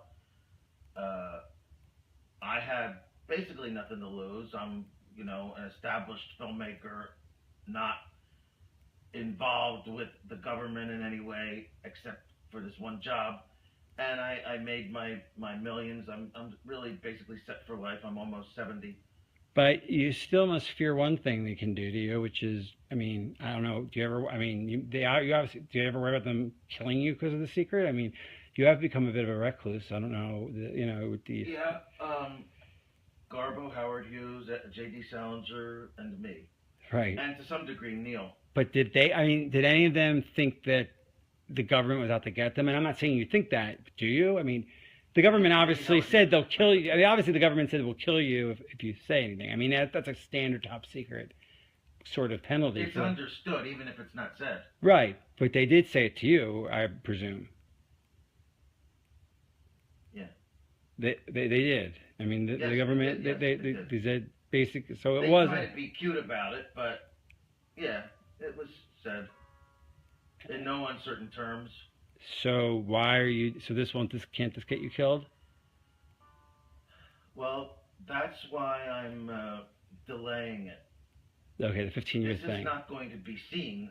Okay, until for another 15 years after you're dead. Well, no, that's if you die tomorrow. You're not going to die tomorrow, clearly. I'm sorry. Okay, try again. Okay, it's okay. So why you could get killed by doing this? This could kill you. Why are you doing that? That's.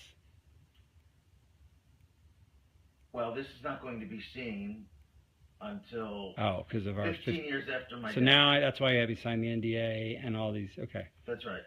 All right. Well, that makes sense now. Okay, I understand that now. All right. It should be known, but I want there to be some kind of cushion for my family. 15 years seems like a good number. Okay. All right. After my death, 15 years after my death. But okay, so let's take a step back.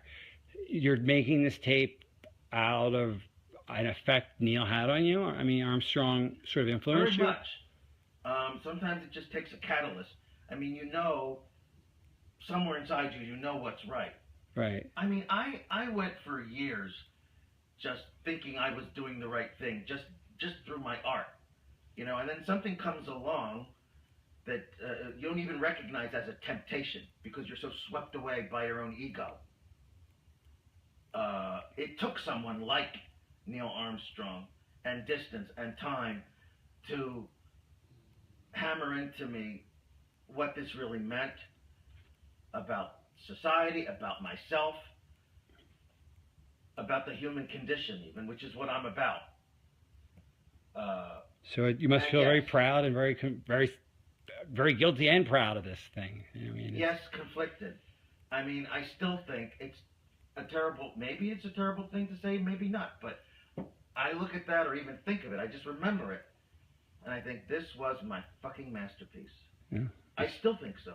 Right. I mean, it's the greatest. Despite its flaws, it's my goddamn masterpiece. It's better than 2001. It's better than Paths of Glory or Clockwork Orange or Barry Lyndon or Dr. Strangelove.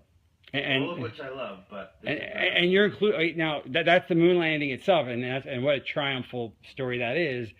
Were you involved in any of the other missions at all, or is that just the one? I mean, did they just take your thing, or was it a one-off, or did you do them all? I mean, you just did 11 and 13. They brought you back after 12 failed. Okay, just to do 13. That's it. And Neil helped you with that. So was it just a one-off? I mean, you just did you do them all? No, I did 11 and 13 as well. You did 13, okay. Not 12. Why is 13 a failure then? Why did you? Well, they brought me back. And why? But why did you make it? 12 failed. 12 failed how? What do you mean? How did 12 fail? You told me 12 failed. How did it? I'm asking you a character. How did 12 fail? Tim, can we stop? Nobody watched it. No one cared. Oh, okay, yeah. Okay. I'm sorry. Okay, so you did 11 and 13, but why 13? Why did you make 13 and do like a failure? Why did you? Because 12 was a disaster. I mean, what do you mean? Why? Cared anymore. 72. By then, it was old hat almost. People just didn't care. And that's why they had to play golf up there.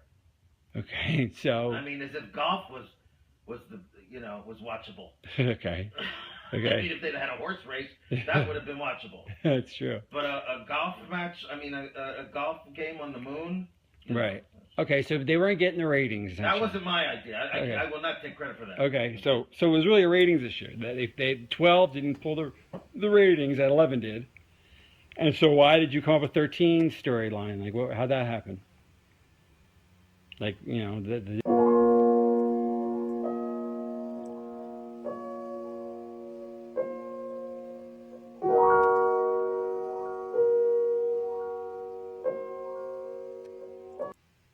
Well, that's something interesting, huh? It's it looked like it started to get to him at the end. They were talking. I guess it was Apollo 11 and 13. Um, I don't know how 12 was a failure. I don't know, but that's what. Yeah, he said because nobody cared anymore. Yeah, okay. Anyway, yeah, I don't know. There you have the guy that says he shot the movie and he remained quiet for many years to protect his family and the whole 9 yards. And so there's one video where it says that there's no testimony from anybody that was lying on their deathbed. Well, in essence, I think he knew he was dying at that time. He died in 1999, by the way. I looked it up here. Let's see. Hold on a sec. Here you go. Okay, let's see. Let's see. Come on, get up there. Okay, let's see. Born January 26, 1928, died March 7, 1999, was an American filmmaker and photographer, a prominent figure in the new Hollywood era. Kubrick is regarded as one of the greatest and most influential filmmakers. His films spanned a number of genre or genres, however you say that, and gained recognition for their attention to detail, innovative cinematography, and extensive set design and dark humor. He was born in New York City. Well, a lot of great people were born in that area. Yours truly. Let's see. David? Let's see. Okay, so we have to. That's about Kubrick. All right, so let me go ahead and get back into the text. I think I think it's just a few more pages of notes to read from. Okay, got second category, hardware left on the moon. During Apollo 11, 14, and 15, astronauts placed special devices called retroreflectors on the lunar surface. These are arrays of corner cube prisms that reflect light back and precisely where it came from. Even today, observatories on Earth can shoot lasers at those locations and detect the reflected light, measuring the distance to the moon with incredible precision. Those devices are sitting at the Apollo landing sites. They behave exactly as expected. So again, if nobody went, who put them there? And how and when? Let's see. Third category, documentation and telemetry. The Apollo mission generated a massive amount of data, telemetry streams, voice recordings, engineering reports, photographs, film. Much of this data has been archived and studied. Enthusiasts and historians have reconstructed mission timelines down to the last second. Okay, could all of this be fabricated? In theory, sure. But fabricating a coherent, cross-checked archive that can stand up to decades of independent analysis is its own monumental task. Folks, if you did what they have with AI these days, what AI can come back with if you ask it for something, it makes this look like a piece of cake. So if AI can make this look like a piece of cake, then a bunch of smart guys can get together and put this all together. So anyway, fourth category, independent tracking. During the missions, other countries, including not exactly friendly with the United States, had their own tracking stations and telescopes. Radio astronomers also listened to the signals. If the United States had tried to fake the trajectory or pretend a spacecraft was at the moon when it was actually just circling the Earth, rival nations would have had a strong incentive to blow the whistle. Instead, we have records from outside the U.S. that match the general picture. there was a spacecraft heading to the moon broadcasting from where it was supposed to be. Or there was a satellite up there in the same tracking, the same path that was bouncing the signals back like the Apollo would have. Let's see. Okay, so Deuteronomy 19:15 says, "At the mouth of two witnesses, or at the mouth of three witnesses, shall a matter be established." In the Bible, truth is this truth in a dispute was confirmed by multiple independent witnesses. In the case of Apollo, we just don't have one witness. We have physical witnesses, the rocks and hardware. That could be faked. Documentary witnesses, logs, data, and photos. Human witnesses, the astronauts, the engineers, foreign scientists, radio astronomers. Ongoing witnesses, laser ranging, experiments still bouncing off those reflectors. For a hoax to survive that, you need just one liar, but a network of liars and dupes spanning nations and generations. I'd like to find out if they really do shoot lasers at those things or if they just say they do. You'd think that after all these years, with all the dust and stuff on the moon, all you need is an impact from a meteor at the right place, and it's going to fill that thing with dust, and you'll never be able to use it again. Okay, so when we weigh the hoax against the evidence, we're not just asking, can I find something that looks like odd in a photo? We're asking, which story has to bend more of reality to fit? The hoax story has been explained away a lot. Rocks reflect the data. Foreign observers, the Apollo story has to explain how big, ambitious projects might actually succeed with hard work, risk, and courage. In our next segment, we're going to zoom in or out from the technical side and talk about the big conspiracies, how big conspiracies appeal to people psychologically and spiritually. All right, let's go to segment 7. Let's see. All right. Why do big conspiracies attract us in the first place? First, there are emotions. There's emotion. Conspiracy stories are dramatic. They often clear villains, and they offer clear villains and heroes. They make you feel like you've discovered a hidden layer beneath the ordinary world. If you've ever felt small, powerless, or lied to, the idea that you can wake up and see the real story is very appealing. There's no sense of identity if you're part of the group that knows the moon landing was faked, or that something other big event is a lie. You feel special. You feel a community bond together with secret knowledge. I got to see something. I'm wondering if I... Okay, yeah, I turned the sound back on. It's like, oh my goodness. Okay. All right, hold on, folks. I've got this thing... Stick this thing back in my ear. It's hard to do with my left hand here. Okay. All right. Let's see. Okay. Second, there's the cognitive biases, ways our brains take shortcuts. Confirmation bias. Once you suspect something is a hoax, you notice every little inconsistency that supports that suspicion and ignore what doesn't. Proportionality bias. I said it. Big events feel like they must have big, complicated causes. A simple explanation feels unsatisfying. How about pattern seeking? We're wired to see patterns, even when some patterns are just coincidence. These mental habits don't make anyone evil. They just mean we have to be careful. Third, there's the issue of trust. Governments have lied. That's an understatement. Corporations have covered up wrongdoing. History is full of real conspiracies, Watergate, corporate scandals, and covert operations. If you grew up seeing institutions fail or deceive people, it's natural to become suspicious. But here's the danger: if that suspicion hardens into everything is a lie, you end up unable to trust anything, including honest witnesses, including real evidence. So Psalm 146:3 says, "Put not your trust in princes, nor in the sons of men, in whom there is no help." We're not commanded to place blind trust in earthly leaders, but the Bible also doesn't say assume everyone is also always lying. It calls us to discernment, not despair. It does say the heart of man is desperately wicked and evil. Who can imagine it?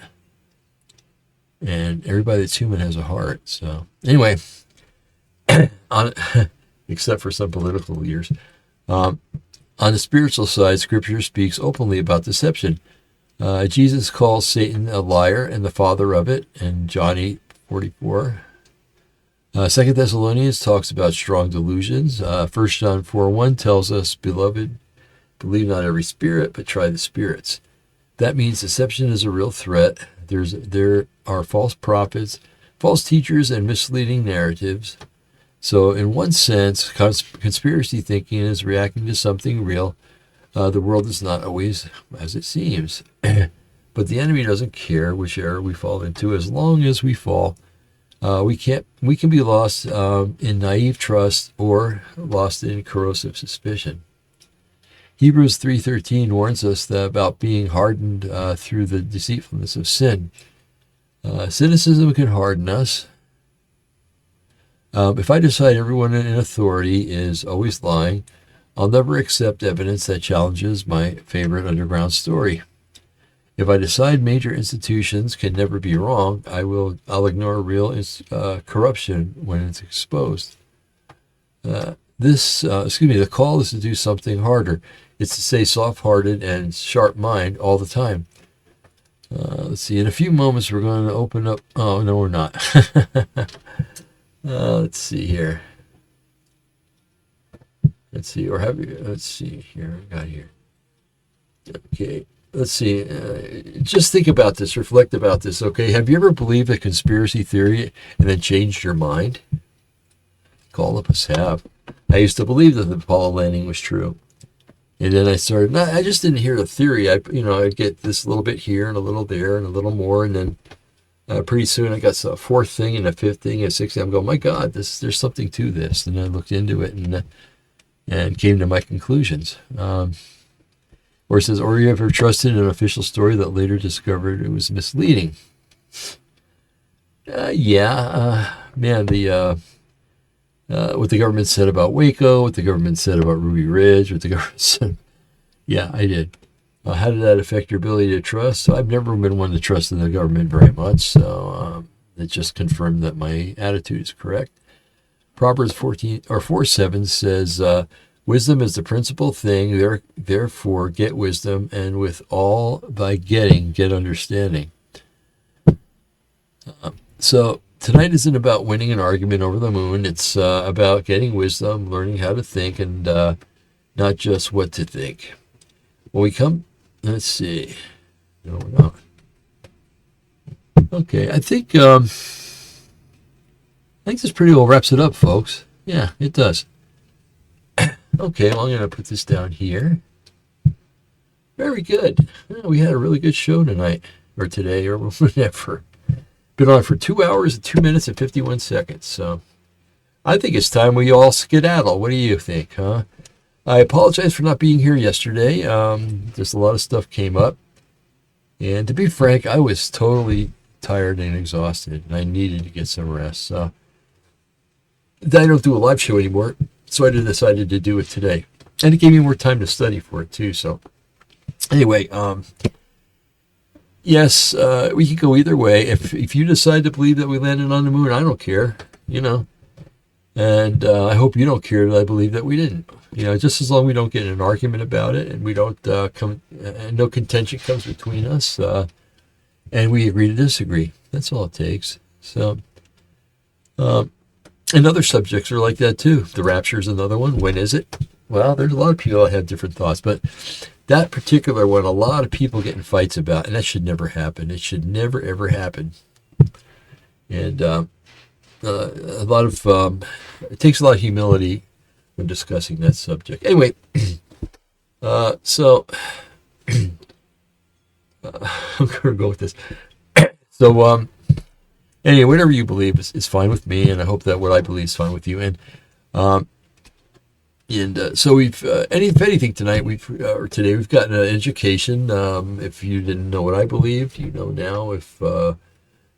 And there are other things too that I didn't mention. There's lots of little things that I discovered with that whole subject that have even enforced even more my belief that didn't happen. But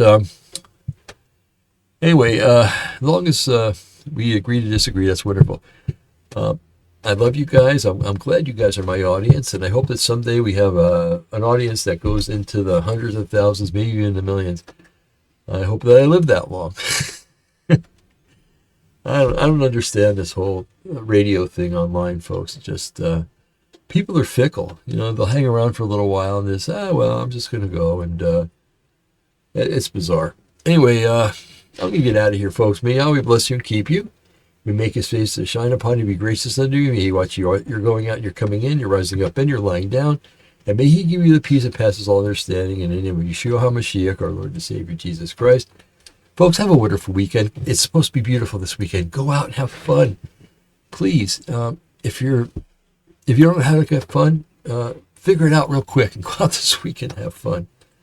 You can have fun doing so many things, folks. Anyway, hey, we'll talk with you next week. I'll be here on Tuesday, or actually, I'll be loading it up on Tuesday. Hey, again, it's been a lot of fun, and I do hope you have a wonderful weekend and that you're totally blessed beyond all imagination. How's that sound? Okay, all right. Love you guys. Take care. Goodbye.